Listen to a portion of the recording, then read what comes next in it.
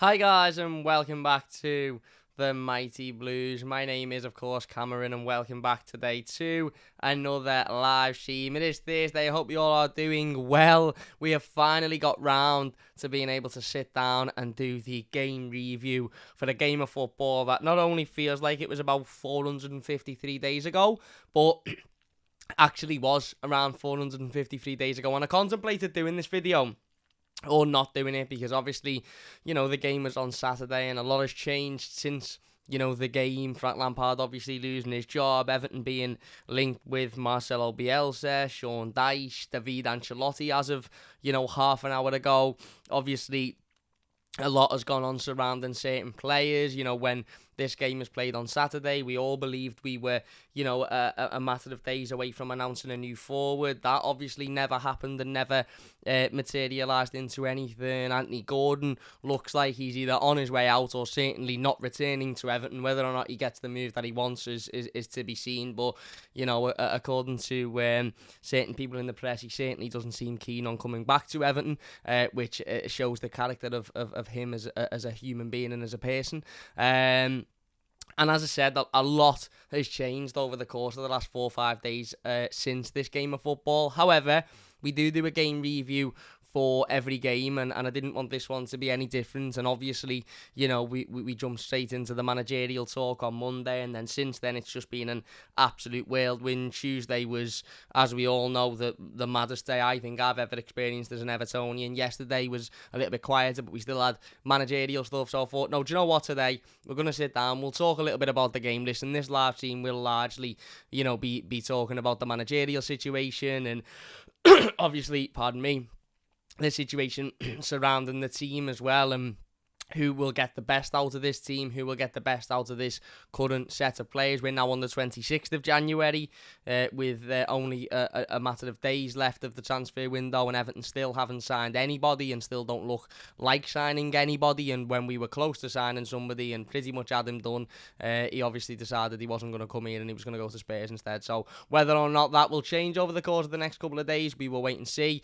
But as I said, we are going to sit down and have a little bit of a touch on what was another really, really, really disappointing performance and another really, really disappointing result. And another reason why this live stream and this topic is not, I don't want to say invalid, I don't really want to say, pointless, but a lot of this live stream, if I'd have done this game review, on Monday afternoon before, the news about Frank Lampard losing his job had broken, it would be largely have been to do with the manager's lack of tactical prowess. It would have been largely to do with, the fact that I believe the manager needed to lose his job on the back of this performance, the fact that, in-game management was poor again, the way we set up was poor, all of these different things that Frank Lampard got wrong once again last Saturday, which of course led to Everton losing another really, really important game of football. But obviously, all of those conversations are pretty much invalid at this point because the manager's lost his job and the manager is no longer. So it's no point me sitting here and talking for 20-25 minutes about how, poor Everton was set up or, how Frank Lampard again got it wrong and tactically showed that he wasn't good enough and this, that and the other because, Frank Lampard will not be in charge of another Everton game, certainly not for the near future. Again, I wouldn't put it past Everton Football Club to bring him back at some point in the future because that's just the type of mad things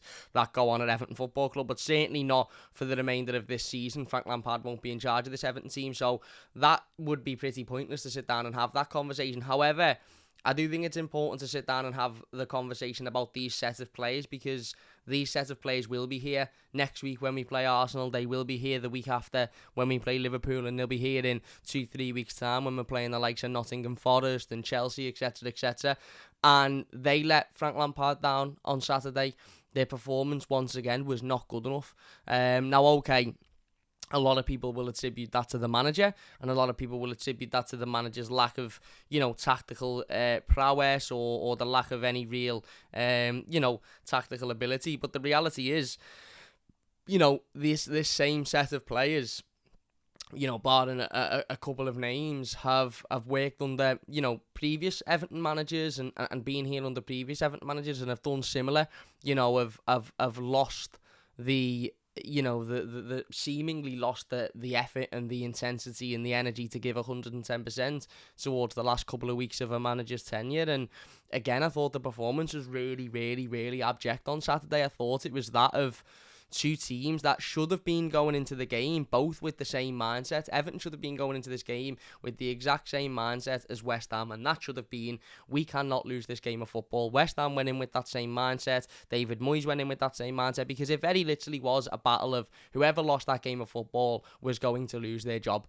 Frank Lampard ultimately has lost his job off the back of that game of football, and rightly so. And had it have been the other way round, and Everton would have won the game, then Frank would have likely still been in charge, and David Moyes would have likely lost his job on the back of that performance. So it was a really, really, really important game, and a really important game for Frank Lampard, and that makes you think as to, the decision to relieve him of his duties was ultimately the correct one, because even in what was his most important game since becoming the Everton manager, he still showed that he was incapable of making tough decisions and incapable of ultimately going out and beating a team, or certainly looking competitive against a team that have looked so poor this season. And that's what it was. It was a game of two sides. One side that were desperate to win the game because of the position that they're in, and one side that was desperate to not lose the game, and in that ended up making the same mistakes as that we've seen an awful lot recently. West Ham United had 11 shots compared to Everton's 5, and okay, they had 4 on target and Everton had 2 on target, and Everton had the better of the possession, but realistically we were never really in that game. I can think of a couple of chances that we had that you could maybe think, had they have gone a different way, it'd have been a different game. The Mari Gray has one that is unlucky, and obviously Iwobi strikes the post as well. And we had a couple of other half chances that you might look at and you go, oh, if something else happens in that situation, then maybe it's a different game. But that win for West Ham has taken them out of the relegation zone. They cleared of it by a point, sitting in 16th position, and Everton obviously still sit 19th, well into the relegation zone. And whilst we can sit here all we like and say, yeah, but none of this matters because Frank Lampard is being sacked and it was all down to Frank Lampard, we all know it wasn't all down to Frank Lampard. We all know that a lot of Everton's recent form and failure has to be aimed at the players as well, and the players have to take responsibility for that. And certain players seemingly can't take that responsibility and would rather run away and hide and try and force a move to another football club, as we've seen over the last 24 hours. And some players will be able to take that responsibility, and we'll be able to move it on. And I suppose the big question, and more to the topic of this live stream and this video, is who now comes in to replace Frank Lampard, and who now comes in to get the most out of this current group and this current set of players, because our next couple of fixtures are not pretty whatsoever, regardless of who the manager is, whether it's Marcelo Bielsa, whether it's Sean Dyche, whether it's Pep Guardiola, whether it's Diego Simeone. It doesn't matter who it is. To play Arsenal at Goodison, a team who are in absolutely unbelievable form at the moment and look like they're on course to win the league. If Arsenal don't win the league this season, then it will be a massive failure on their behalf. And then we play Liverpool in the Merseyside derby at Anfield, who, okay, some people will say, well, Liverpool aren't in great form, this, that and the other. Well, Liverpool at Anfield, Liverpool could be in absolutely treacherous form and be in League Two, and I still wouldn't fancy Everton to go to Anfield and win, because it's a massive mentality game. But then after that, we've got a run of fixtures that Everton simply have to be looking at getting a lot of points from. We've got Leeds at home, we've got Villa at home, we've got Forest away, we've got Brentford at home. And you look at those fixtures and, Everton have got to take, for me, at least 9 points out of those games. Leeds at home is a very winnable game, as is Villa. Forest away will be difficult, but again, a game that we should be looking at to win. And Brentford at home, another game that we should be looking at to win. And that might sound arrogant, and you might say, well, what right have Everton got to beat any of those teams now with the form that you're in? But I suppose that is the task of the new manager coming in. I don't think the new manager will be looking at Arsenal and Liverpool and thinking these two are the absolute two I must win. And that doesn't mean he'd be looking at them and thinking, I'm okay to lose them, because you should never have a defeatist mentality. And of course, whoever the manager is, I'm sure will be going into both of those games with a plan and with an objective. And even if that plan is to sit everybody behind the ball and try and defend for 90 minutes, which it may be if the new manager is Sean Dyche, or that plan is to sit on the edge of our box or sit on the edge of our half, and try and hit teams on the counter-attack, which it may be if it's Marcelo Bielsa, and dependent on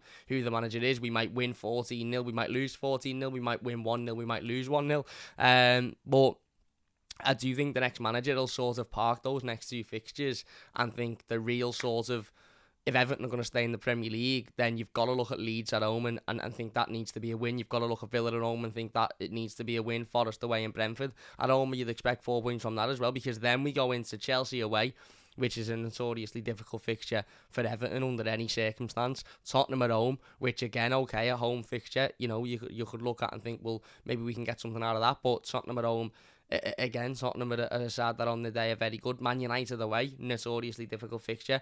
And then you're coming into sort of mid-April where you get into your Fulhams at home, Palace away, Newcastle at home, Leicester away.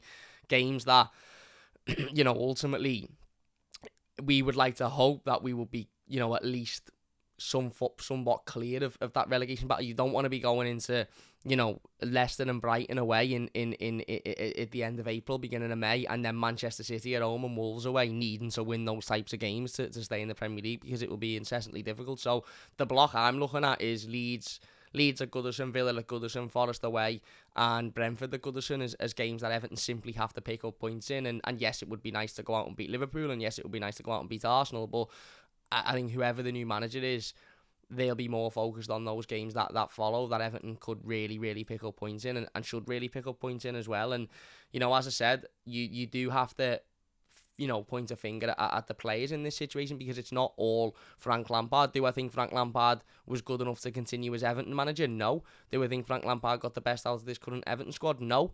I don't. I do think there is a manager out there that could get more out of these players. I do think there is a manager out there that would demand more out of these players, be it Dyche or Bielsa, who certainly at the moment look like the two front runners with the job. And we'll have a little brief talk about the latest news towards the end of the live stream. Whoever it may be, I think they both will demand, for different reasons. Bielsa will demand that we play lovely forward attacking football, and you know, and we're running and constantly battling and working hard, and you know, Dyche will demand, you know, 100% effort, 100% battle, 100% fight, all of that sort of stuff as well. So the new manager has got an incredibly difficult job on his hands, but these players also have to step up, because that performance against that West Ham was simply not good enough. Look, one thing that was sort of thrown at Everton, you know, early on in the season was, okay, we've all known from the beginning of the season that Everton's forward you know, options going forward have been weak. We've all known that losing Richarlison and replacing them with, you know, Mopé and Dwight McNeil was a decision that was taken with incredible risk and hasn't paid off so far. We all knew that Dominic Calvert-Lewin was coming into this season with, you know, injury issues to say the least, and problems that would probably, you know, continue as they have. And we all knew that creating chances and scoring goals was going to be Everton's problem. And listen, football is a very, very simple sport, and what Everton are seeing at the moment and what we're witnessing as Evertonians at the moment, bear with me, there's just a bit of dust on my camera, so I'm just going to do that dead quick and get rid of it. But what Everton are experiencing at the moment is very much a case of we don't score enough goals, so therefore we don't win enough games of football. And it's as simple as that. And whilst that might seem very Michael Owen to say, and that might seem very obvious to say, we don't win enough games of football, and we don't win enough games of football because we don't score enough goals, and we don't score enough goals because we don't create enough chances. And the reason we don't create enough chances is because we haven't got the players in the team that are good enough to create the opportunities, and we haven't got the forwards in the team that are good enough consistently to score the goals. Now, one thing, as I said, that was thrown at Everton an awful lot, which was right in the opening 2-3 months of the season, was we had a really, really good defensive record. James Tarkowski, Connor Cody, even Vitaly Mykolenko and Nathan Patterson. Before Nathan Patterson picked up his injury, his first injury, not the one he's got currently, our defence was in really, really good form, and we weren't winning games because, as I said, we weren't creating enough chances or scoring enough goals, but we weren't losing games either. I think we went on a run of 3-4 draws on a bounce. You know, we were undefeated in 4 or 5 because defensively we were so solid, we were so good, we weren't conceding goals. We had the best defensive record in the league at one point earlier on in the season.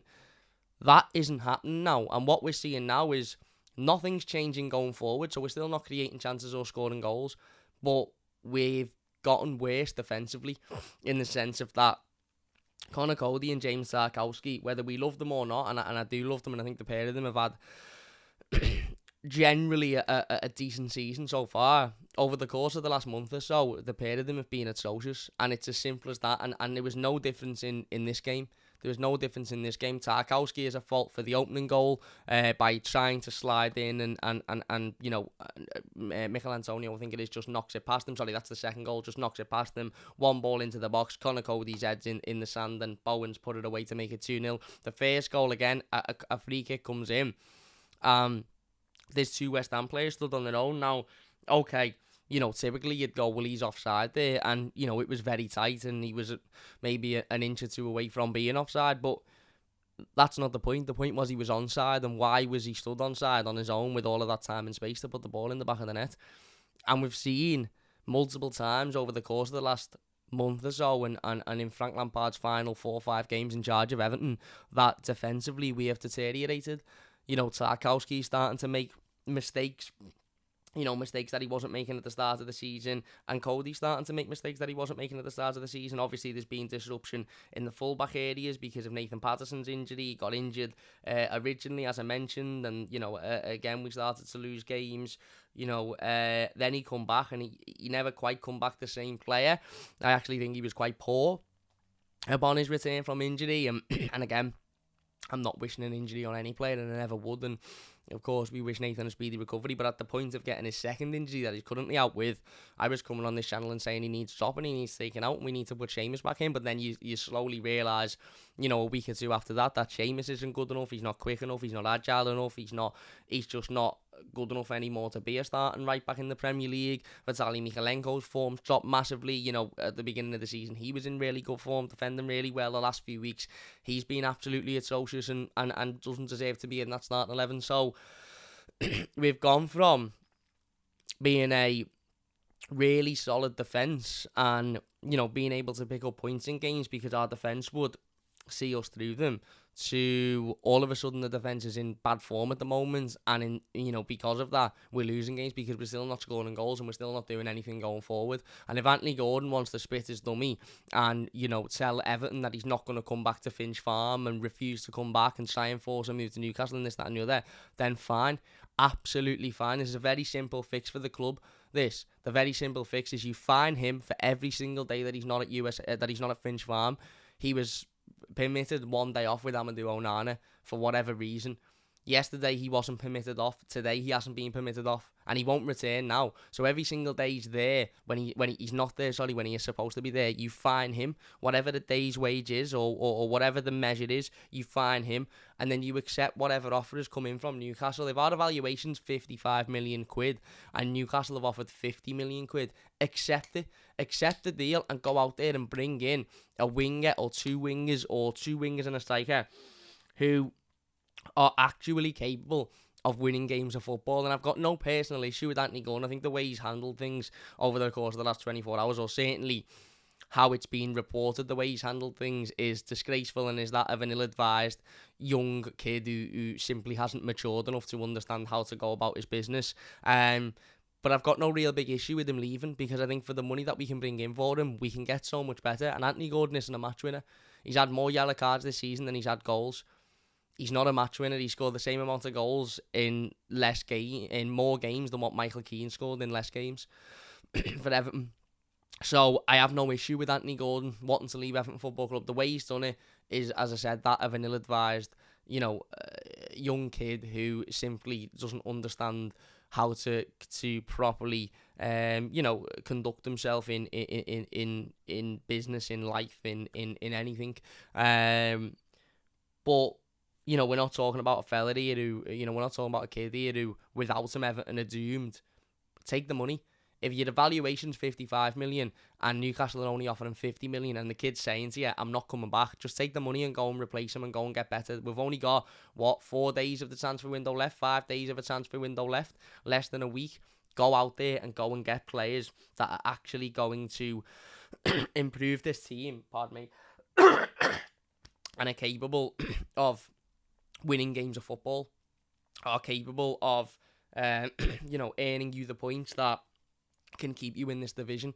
And for Everton to do that, we've got to go and replace Anthony Gordon, and we've ultimately got to sell him to do that as well.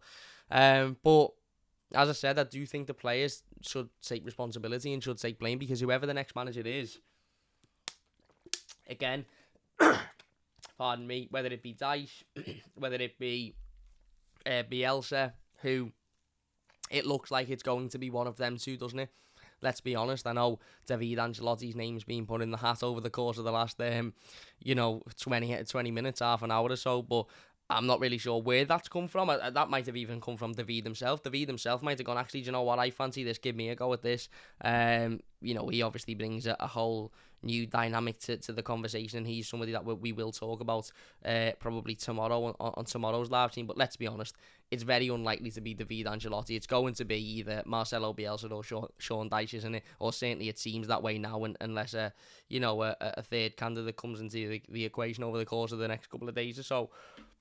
But it is important that whoever it is, this decision is made quickly, and it is done quickly, and it is announced quickly, because you could have the best manager in the world come in to manage Everton. Their hands will be tied behind their back because of the distinct lack of quality in this team, the distinct lack of goals, the distinct lack of creativity, and the distinct lack of any real defensive cover for when things aren't going right. If it's Oli Mikalenko's having to play every single week because it's clear the club don't deem Ruben Vinagre good enough, well then we need to replace Ruben Vinagre, don't we? We need to go out and buy in another right back for me, because Seamus Coleman isn't good enough to even be number 2. So there's all of these problems that need solving, and very little time to do it, and we still haven't got a manager. So we're not going to recruit, are we? We're not going to bring in players if we haven't got a manager. What if we bring in 2 or 3 players, and you've put all your eggs in Bielsa's basket, and Bielsa comes for talks with the club and says, oh, well, I don't want any of them, so I'm not going to take the job now. All of these different questions go on, but as I said, those players need to pull their finger out, and they need to work that extra bit harder, and they need to give that extra bit more, and they need to look at Anthony Gordon and think, right, that isn't how you conduct yourself. Even if you want to move away from the football club, and again, I've got no issue with Anthony Gordon wanting to join Newcastle rather than stay at Everton because of the way Everton are going, which isn't down to Anthony Gordon in terms of the running of the football club and the gross mismanagement at the top of the football club, and then obviously the complete opposite way Newcastle are going in terms of their progression and how well they've done over the course of the last year. No issue, but there's ways of handling it, and ways of handling it aren't turning around and saying, well, I'm not turning up at training until I get my move. It's ill-advised, and it's quite frankly, it's disrespectful. And when Anthony Gordon is knocking on Everton's door in 6 months' time, 12 months' time, because he's not good enough to get in that Newcastle team, then he'll sure be sorry about the way he's handled things. But as I said, the rest of this squad have got to pull their finger out, because I don't think that Frank Lampard was getting the best out of them, and I think that has responsibility on both parties, the manager for not knowing how to get the best out of them, but also the players for maybe not giving the best, maybe not showing the best, and that's something that they aren't going to be able to get away with the new manager. But yeah, again, just to touch on this game again, it was a really, really, really poor performance by Everton. A really poor performance. It was, as I said, 2 teams, who both should have been going into this game, wanting a win and needing a win. Well, both were going in needing a win, and both should have been going in sort of demanding a win. And they didn't. Everton went in, Frank Lampard went in with a very defeatist, I don't want to lose this game mentality, which ultimately has seen him lose his job and the game. And David Moyes went in a little bit more ruthlessly, and David Moyes approached this game exactly like Frank Lampard should have approached Southampton the week before, of, hang on, we're the home team here. These are also under pressure. These are also not very good. And we're the team that are at home. We've got the home advantage. We've got the crowd behind us. Go out with a bit of confidence. Get at them. Attack them. Create a bit of, create chances. And when their players start to make mistakes, and when their players start to show a little bit of a weakness or a lack of confidence, exploit that. That's what Everton should have done when bottom of the table Southampton come to Goodison Park 2 weeks ago. And we didn't. We, in fact, done what we did against West Ham, where we sat back and we sort of went, oh shit, we need to win this game, and we don't know how to, so we're just going to sit here and let them do what they did. And Southampton's done what West Ham did. Again, this was always going to be an extremely difficult game because we were away from home, and, both teams were in a similar position, but to lose it the way we did was just, as I said before, it was apathetic. There was no real effort. You know, you're 2-0 down with half an hour to go, and the last 30 minutes was excruciating. I remember watching from 60 minutes, and I'm sitting there looking at me watch, thinking, when's this going to be over? Can it just be over now? Can the game just be over? Because you knew full well in that last 30 minutes that Everton weren't going to do anything. We had a spell of 5 minutes, maybe, if you could call it that, after the second goal went in, where we give a little bit, where we had a little bit of a go, where we fought a little bit, where we played, where we had a little bit of battle. But other than that, for the remaining half an hour, there was nothing. It was passing around the midfield, and West Ham were happy with that, because West Ham were winning 2-0. And West Ham were and Moyes was probably sitting there thinking, well, don't go at them. Don't get at them, because ultimately, if you get at them and they hit you on the counter-attack and they get one back, then they've got 25 minutes, half an hour to go and get an equaliser. So just leave them doing what they were doing. And all as we were doing was passing it around the midfield, passing it around the back, and effectively saying, yeah, we're all right, we'll take a 2-0 defeat here. And that, again, as I said, is down to the responsibility of the manager. And, the manager ultimately has lost his job on the back of that, and rightly so. But where's the senior figures in the team? Where's the figure in midfield who goes, actually, do you know what? No, this is nonsense. And obviously, Lampard did make a couple of changes. He brought Davis on and McNeil, who marginally made things better, brought a little bit more fight, brought a little bit more intensity. But we know these players aren't good enough to single-handedly grab a game by the scruff of the neck and go and win it. So, it was never going to change massively. It needed to come from the manager. It needed to come from the instruction, and he didn't. He stood by and watched us pass the ball around brilliantly, by the way, for half an hour, but with no substance and nothing at the end of it, and ultimately losing the game.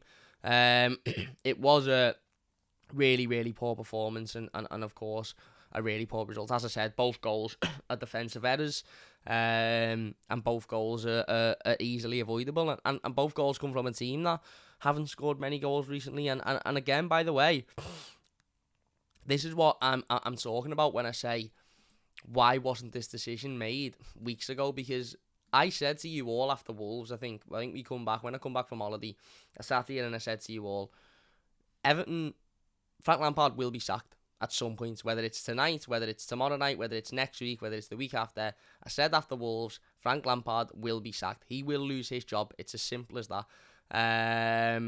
And we knew that. We knew that'd be the case. We knew he'd lose his job. We ultimately knew that it was only a matter of time before Frank was relieved of his duties.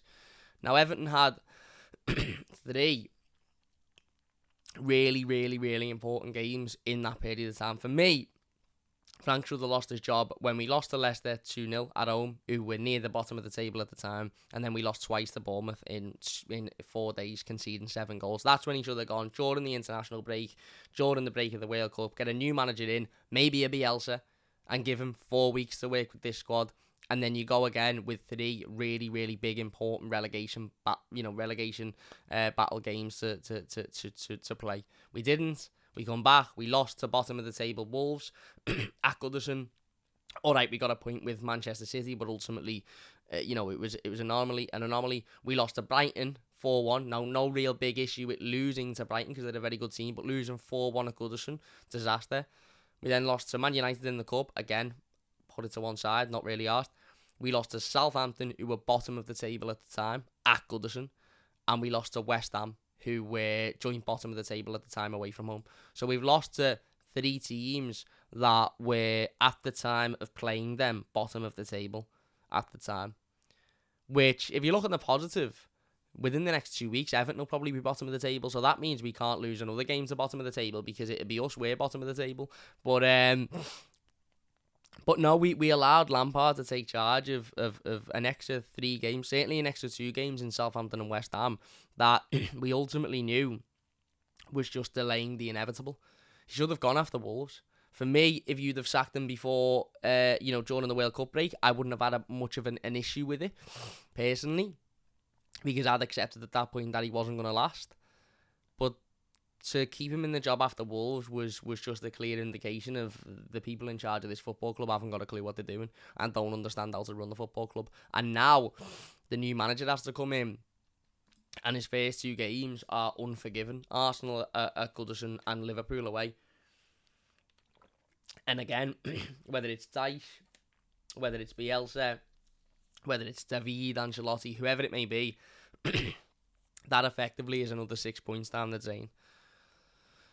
Because we're very unlikely to get anything out of those 2 games. And then that's what we spoke about before with that block of 4 or 5 games coming up after that are so important for the new manager to pick up wins in, not points, wins in.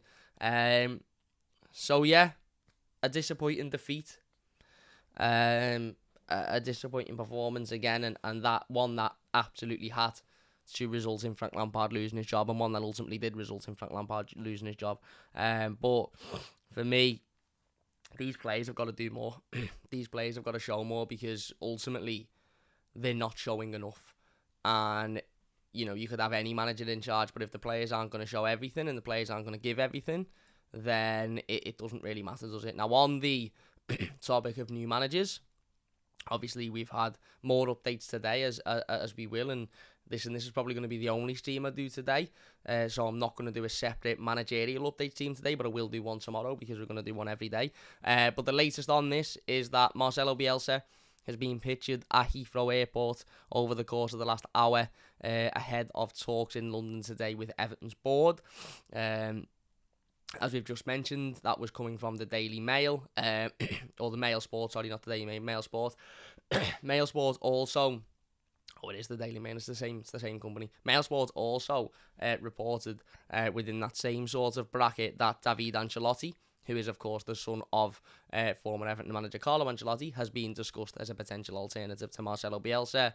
That doesn't mean that David Ancelotti has said he wants the job. That doesn't mean that David Ancelotti is going to get the job. It just means that somebody at Everton's board who has probably gone, what about that young lad that used to stand next to Carlo when we had him? If we can't get Carlo, why don't we go and get his son? Again, probably nothing in that. The Mail Sports also revealed that Everton's valuation of $55 million for Gordon goes above what Newcastle are willing to pay. Chris Wood was offered to them as a swap deal before he agreed to join Nottingham Forest. They also said Anthony Gordon tells Everton that he will not return to the football club, which we've just spoken about before. Again, as I said, the complete wrong attitude for any player to have, regardless of whether or not you want to move. Anthony Gordon seemingly believes he's a world-class superstar that deserves so much better than what Everton can give him, and whilst he's got a big future, and I don't blame any young player for wanting to go and play somewhere that has got a brighter future than Everton, but the way in which he's conducting himself at the moment is rotten, to be fair. It's that of a rotten attitude, and if I'm a Newcastle fan, I'm looking at that thinking, it's not that great to be, to be having that type of attitude. It's a little bit of what they would call in the dating scene a red flag. Mail Sport reported earlier today that Marcelo Bielsa has arrived in London for talks with Everton's board. Everton feared Bielsa would turn them down after his concerns on the lack of pace in the squad. Everton refused to give up on hope on convincing Bielsa. Matt Lord of The Telegraph also reported that Marcelo Bielsa has travelled to London for more talks over the Everton job. Still needs a lot of convincing over the squad, but club hope to get the final clarity soon over whether or not he will accept. So, hopefully, listen, I think I said this yesterday, it seems like Bielsa is the number one target. Now, whose target he is quite obvious for me, I think. I think it's the owner's target, or the majority shareholder, or whatever you want to give him, whatever title you want to give him. But hopefully over the course of the next 24 hours, we will have a decision. He's in London now, Bielsa, for talks. I'm sure those talks will take place tonight and tomorrow, and then hopefully by tomorrow afternoon it will either be a yes or a no. Because whilst I have massive concerns over Marcelo Bielsa taking over at Everton at this current moment because of the position that we're in and the situation that we're in, I would rather know whether or not that's going to happen sooner rather than later. Because we need to sign players and we haven't got very long to do it.